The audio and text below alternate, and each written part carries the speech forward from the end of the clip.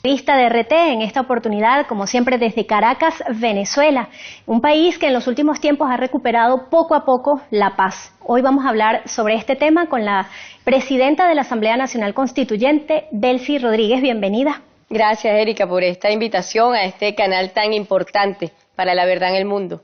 En los últimos tiempos hemos venido viendo que la instalación de la Asamblea Nacional Constituyente logró de alguna manera pacificar a la República. ¿A qué atribuye usted esta posibilidad? Bueno, el presidente de la República que convocó esta Asamblea Nacional Constituyente dijo que esta era una constituyente para la paz, para la tranquilidad, para derrotar la violencia, derrotar la muerte, las balas, que frente a las balas, votos. El 30 de agosto se está cumpliendo un mes exacto de la elección de la Asamblea Nacional Constituyente y la Constituyente llegó como un bálsamo tranquilizador. Fíjate que ese mismo día habíamos hablado que el 31 de julio habría un lindo amanecer para Venezuela y así ocurrió. Así que bueno, hoy es un día de celebración para nosotros, pero también para el pueblo de Venezuela, para las madres que tenían la angustia de estar afectados por la violencia, por los adultos mayores, por los niños que no podían ir a clase. El mismo 31 de julio Venezuela amaneció en calma, en tranquilidad, sin violencia, en paz. Y yo creo que se ha cumplido el objetivo de este proceso constituyente, un objetivo inmediato, que era la consolidación y la defensa de la paz. La oposición parece haber perdido la calle. ¿Eso significaría que en este caso ha dejado de ser mayoría, como lo demostró circunstancialmente al menos el 6 de diciembre de 2015? Bueno, está muy entredicha esa supuesta mayoría, porque el 30 de julio más de 8 millones de venezolanos y venezolanas salimos por encima de todos los obstáculos. Incluso fue una constituyente cuya campaña y cuya elección se dio en medio de focos de violencia muy intensos, muy fuertes. Y bueno, a pesar de eso, nosotros vimos que la mayoría del pueblo de Venezuela salió a expresarse a favor de la paz. Y allí el mensaje de violencia de la oposición venezolana quedó aislado. Así que yo no tengo duda en decir que esta constituyente representa una contundente derrota frente a las aspiraciones violentas para Venezuela que ha propiciado la derecha venezolana. Fue también, queda aislada frente a las pretensiones de intervención. Y allí lo vemos, Erika, pruebas contundentes, ¿no?, del apoyo y del respaldo de la derecha transnacional venezolana a las intervenciones, incluso a solicitar la intervención militar para Venezuela, a justificar y a respaldar el bloqueo financiero, comercial y económico contra Venezuela. Y allí la Asamblea Nacional Constituyente hemos podido observar que está solicitando de alguna manera que sean juzgadas estas personas que fueron vistas en Estados Unidos, en Europa, solicitando esa intervención. ¿A qué penas podrían enfrentarse estos dirigentes de la oposición? El sistema penal venezolano contempla en el Código Penal el delito de traición a la patria. Pero hay un juzgamiento histórico, como ha llamado el presidente Maduro, a que sea un juicio histórico para determinar la responsabilidad de quienes han pedido la intervención y el bloqueo contra Venezuela. Creo que es muy importante. En el Código Penal está descrito y tipificado como tipo penal justamente la traición a la patria. Cuando se traicionan los más altos valores de la República, cuando se traicionan los más altos valores del Estado, se está configurando un delito de traición a la patria. La Asamblea Nacional Constituyente aprobó un decreto constituyente rechazando el bloqueo financiero, rechazando también y condenando el respaldo que está dando la derecha venezolana a ese bloqueo, declarando los traidores a la patria y pidiendo que los organismos correspondientes inicien la investigación que corresponda para saber si hubo o no la configuración del delito de traición a la patria. ¿Para usted la hubo? Totalmente. Una clase política que pide la intervención de su país es condenable completamente y tipifica el delito. Una clase política que pide intervención militar para su país está traicionando a la República. Una clase política que pide bloqueos para afectar al pueblo, a la población entera, está configurando, está traicionando los valores de la patria. Yo muchas veces le hago la pregunta a un país europeo, por ejemplo. Imagínese Francia, donde una oposición al gobierno decida que por pretender derrocar a ese gobierno llame a los Estados Unidos a intervenir militarmente a Francia o a España o a Alemania, cualquier país europeo, o a la inversa, al jefe del imperio, a los Estados Unidos, pidiendo una oposición política del gobierno del presidente Donald Trump, pidiendo la intervención militar de su país. Eso en todos los países del mundo sin duda alguna representa la configuración de delito de traición a la patria. Usted ha reconocido como imprescindible que se resuelvan los crímenes de odio que se evidenciaron por más de 100 días en Venezuela, personas quemadas, algunos hasta la muerte, como el caso de Orlando Figuera, un hombre también que fue quemado en lecherías. En general, todos estos crímenes que se evidenciaron, pero también aquellos delitos que el Estado reconoció como un uso ilegal e indebido de la fuerza. ¿Qué papel ha venido jugando en estos 30 días la Asamblea Nacional Constituyente en ese sentido? Bueno, la Asamblea Nacional Constituyente, como tú bien sabes, aprobó una ley para la creación de la Comisión para la Verdad, la Justicia, la Paz y la Tranquilidad Pública. Y también se designó una comisión que la presido directamente yo. Y desde allí hemos venido atendiendo principalmente la violencia del año 2017, a pesar de que dentro de las atribuciones está el estudio, la determinación de la verdad de todos los hechos para desestabilizar y derrocar al gobierno constitucional desde 1999 hasta el presente. Hemos dicho, todos los venezolanos y las venezolanas que perdieron la vida en esos 4 meses de violencia con fines políticos y sus delitos conexos, bueno, debe saberse, sin distingo partidista o político.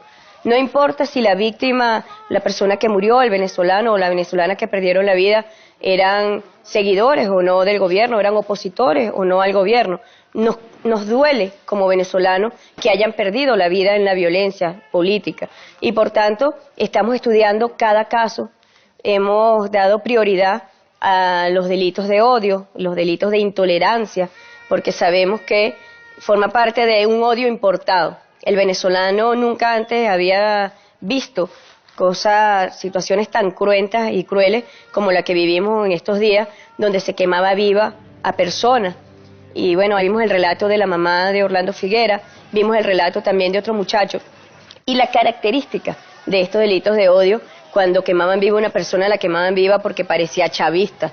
Ahí también detrás de estos crímenes de esta intolerancia, de este odio, un sentido racista, un sentido clasista, un sentido político ideológico. Y esa sociedad que está enferma, ese sector de la sociedad que está enferma, debe ser atendida, debe ser curada. Estas expresiones de odio deben ser curadas. ¿Qué influencia puede tener todo este movimiento supremacista que se ha visto en Estados Unidos, Charlottesville? Hemos visto incluso hasta los mismos escuderos que aquí en la Plaza Altamira se presentaban ante las autoridades como una forma de resistencia. ¿Hay algún tipo de influencia, algún tipo de conexión que el Estado venezolano haya determinado? Sí, bueno, primero hay una conexión política, ¿no?, que tiene que ver con expresiones neonazis en el mundo que se están dando actualmente. Ya hace más de 72 años que Rusia derrotó el fascismo y dio un gran éxito a la humanidad. Fue un gran avance. ¿Gracias a quién? Gracias al pueblo ruso. Y nosotros sabemos que hoy el mundo confronta también graves amenazas. Y sin duda, pues, hoy el jefe de los Estados Unidos, el presidente de los Estados Unidos, representa ese movimiento que tú estás refiriendo, supremacista, que es una ideología por el color de piel, sentirse superior, donde la arrogancia se impone, donde se violenta directamente el derecho a la igualdad que tienen todas las personas. Y en el caso concreto en Venezuela, Venezuela como país está siendo víctima de un movimiento internacional de odio contra Venezuela.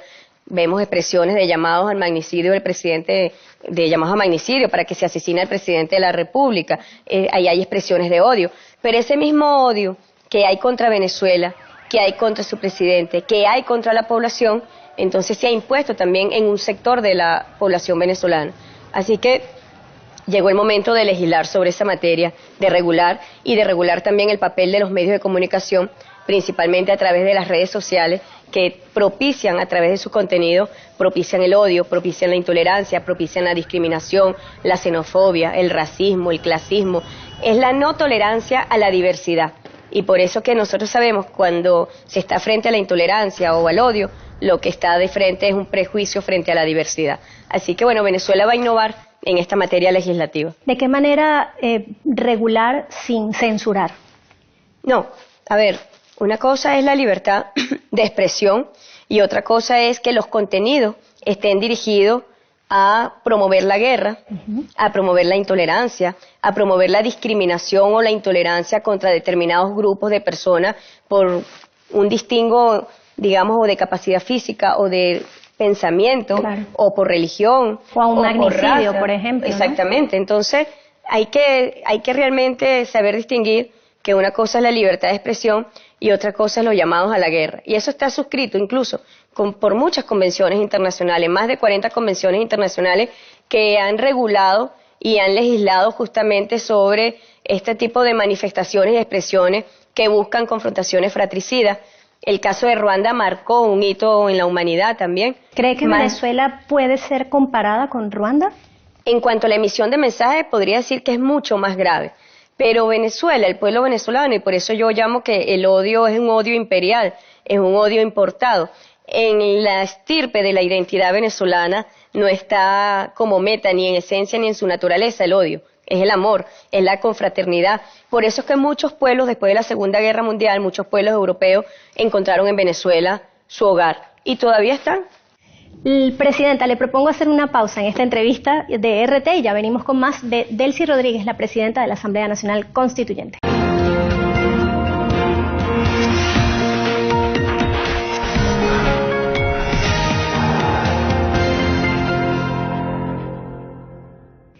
Seguimos con más de esta entrevista de RT a la presidenta de la Asamblea Nacional Constituyente de Venezuela, Delcy Rodríguez.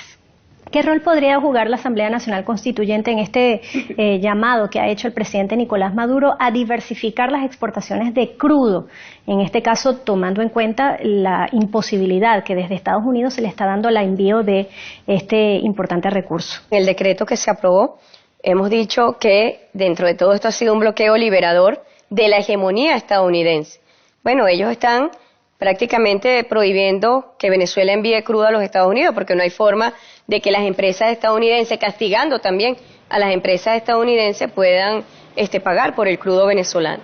Así que yo tengo total esperanza en que existen, y sabemos que es así, mercados para el crudo venezolano, que forma parte también de relaciones estratégicas que elaboró el comandante Hugo Chávez y que ha consolidado el presidente Maduro, y nosotros desde la Asamblea Nacional Constituyente hemos declarado nuestro respaldo a todas las acciones del presidente Maduro para minimizar los efectos del bloqueo financiero contra Venezuela, pero también debemos saber que la Asamblea Nacional Constituyente está en capacidad de emitir normas jurídicas, de decretos constituyentes para facilitar justamente el impacto, o sea, disminuir el impacto del bloqueo financiero contra Venezuela. ¿Podríamos esperar entonces que la Asamblea Nacional Constituyente tal vez legisle o apruebe algún tipo de presupuesto o de convenio que se haga para enviar este petróleo a otras naciones que no sean Estados Unidos? Es que la Asamblea Nacional Constituyente y el poder constituyente como proceso popular activado está justamente para preservar a Venezuela, para defender a su pueblo, para defender la soberanía del país. Así que bueno, afortunadamente el presidente Maduro, teniendo conocimiento de las graves amenazas que existen sobre Venezuela, decidió activar este proceso constituyente para que no existiese ningún tipo de obstáculo al momento de defender a Venezuela. Bueno, ahí hay una amenaza concreta, que es el bloqueo financiero, solicitado por la derecha venezolana y atendida la solicitud por el presidente de los Estados Unidos. Ahí hay una amenaza concreta sobre la cual nosotros tenemos absolutamente facultades y capacidades para contrarrestar los efectos de este bloqueo. Otra amenaza concreta podría haber sido tal vez el ataque al fuerte Paramacay, unos grupos de la llamada resistencia que incluso hicieron un video difundido a través de las redes sociales, incluso en el mundo entero. ¿Ha cesado esta amenaza contra la estabilidad de la República? Mira, sabemos que la semana pasada factores opositores en una reunión con el vicepresidente de los Estados Unidos pidieron armas para Venezuela. Ellos no desisten de la vía violenta, no desisten de la vía antidemocrática, no desisten en el atentado contra el Estado de Derecho y contra el orden constitucional. Así que nosotros estamos muy vigilantes, acompañamos las acciones del presidente Nicolás Maduro y estamos muy vigilantes de cualquier tipo de acción o medida que deba adoptarse para contener la violencia, porque volvemos al inicio. Hoy estamos cumpliendo un mes de una elección que se hizo para consolidar la paz, para derrotar la violencia. Así que amplias facultades de este proceso constituyente para blindar lo que tiene que ver con la seguridad. Hay quienes desde el Parlamento Europeo han pretendido emular la situación que se presenta con Venezuela desde Estados Unidos. Dentro de poco se va a llevar a cabo una sesión de la Comisión de Política Exterior de la Unión Europea en el Parlamento. También hay un Consejo de Cancilleres donde algunos están tratando de presionar para una sanción contra el país. Desde el punto de vista diplomático, usted con su experiencia como ex canciller, ¿cómo va a afrontar la República este tipo de amenazas? Bueno, primero que el presidente Nicolás Maduro, por órgano de la Cancillería venezolana, está muy atenta a este tipo de acciones. Pero uno debe tener en consideración que Europa es un poco más variopinta, ¿no?, en cuanto al posicionamiento político e ideológico que tiene sobre Venezuela. No es un bloque homogéneo. Y a pesar de que hay factores extremistas de la derecha europea que ha ocupado espacios importantes en el Parlamento Europeo, bueno, les va a costar mucho más. Hay intereses europeos en Venezuela ampliamente consolidados ya en el sector energético, en el sector de telecomunicaciones, en el sector de alimentos. Creo que, bueno, les costaría mucho más afectar sus propios intereses.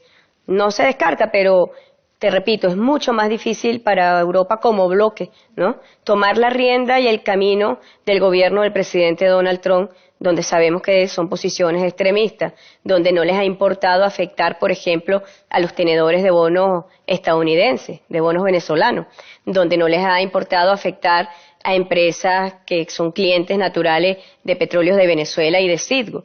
Es un comportamiento irracional en relación al pueblo estadounidense, porque también se está afectando al pueblo de los Estados Unidos. ¿Y es el lobby que pudieran hacer estas empresas y también aquellos tenedores de bonos no podría de alguna manera tratar de aliviar la situación con esta nación bolivariana? Bueno, sin duda nosotros habíamos visto recientemente una carta de la industria petroquímica estadounidense dirigida al presidente de los Estados Unidos, justamente alertando de lo que significarían sanciones contra Citgo, alertando de lo que significarían sanciones que directamente perjudicarían esta industria importante en los Estados Unidos. Bueno, ese es el juego.